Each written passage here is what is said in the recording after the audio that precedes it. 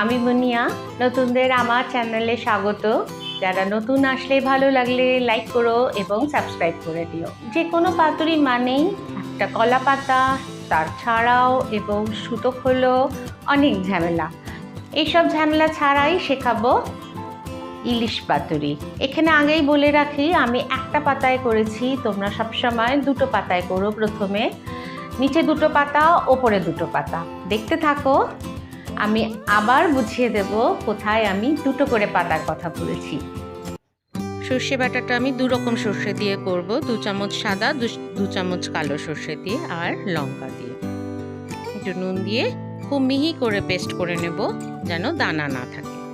আমি ঘরে পাতা 2 চামচ দই নিলাম, দইটাও এটার সাথে ভালো করে ফেটিয়ে নেব।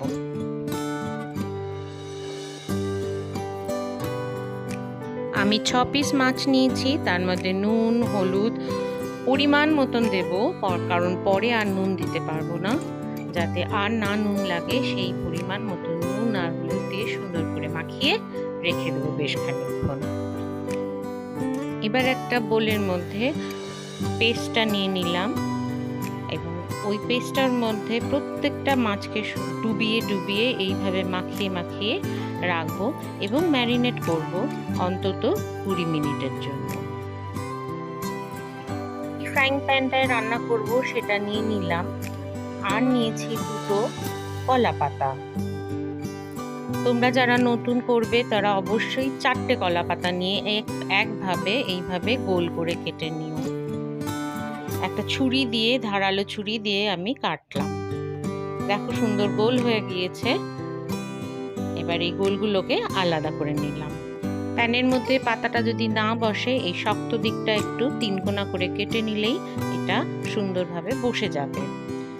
এবার একটা প্লেট নেব, প্লেটের উপর পাতাটাকে রাখবো, রেখে একটা একটা করে ওই মাখা মাছ সাজিয়ে দেব। প্রথমবার অবশ্যই ডবল পাতায় করো। সমস্ত সর্ষে বাটাটা এর উপরে দিয়ে দিলাম। এর উপরে ছড়িয়ে দেব 2 টেবিল স্পুন সর্ষের তেল, ইচ্ছা করলে আরো বেশি দিতে পারো, আর দেব কাঁচা লঙ্কা। এবার অন্য পাতা দিয়ে ঢেকে দেব, আর অনেকগুলো এরকম স্ট্রিপ বানিয়ে নেব। বাকি যে পাতাগুলো থাকবে ফেলবে না, এগুলো দিয়ে এরকম অনেকগুলো স্ট্রিপ একসঙ্গে কেটে নেব। তারপরে দুটো ডাবল ভাঁজ করে দুটো পাতা একসঙ্গে করে একটা করে স্টেপল লাগিয়ে দিও। স্ট্রিপগুলোকে ডবল ভাঁজ করবে এবং দুটো পাতাকে একসঙ্গে করে নিয়ে স্টেপল করবে। প্রথমে 4টে কোণ করে নিও, তাহলে জিনিসটা সুন্দর হবে।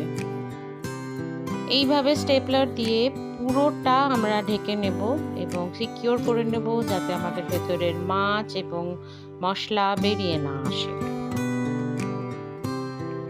দেখো পুরোটা আমি ঘিরে দিয়েছি, স্টেপল করে দিয়েছি।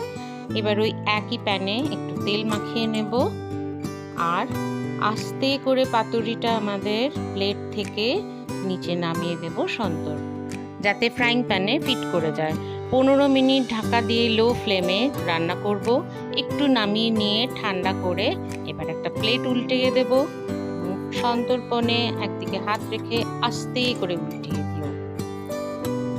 দেখো সুন্দর এক পিঠ হয়ে গেছে।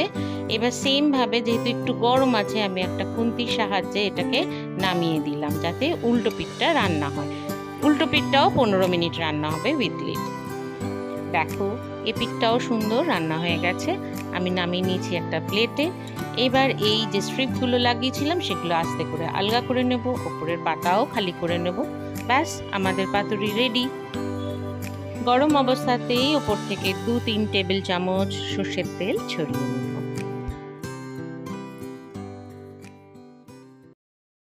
এইভাবে করলে একদম নির্ঝঞ্ঝাট থাকা যায় পরিবেশনের সময়।